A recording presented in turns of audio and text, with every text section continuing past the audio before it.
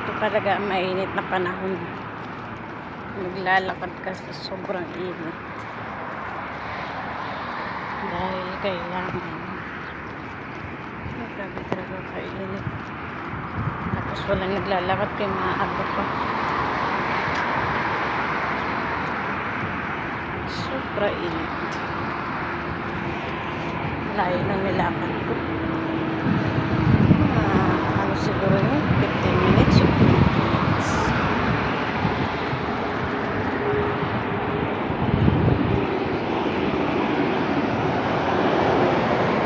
Sayang na bus.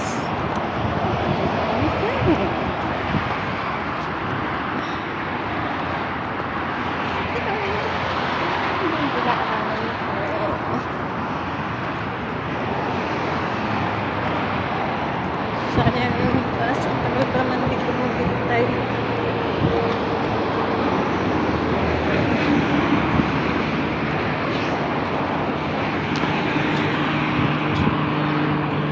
Grabe kainit. Ayan ang tayan.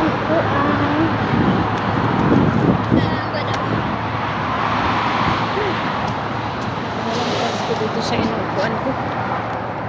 Ay, maghihintay na ako ng masasakyan.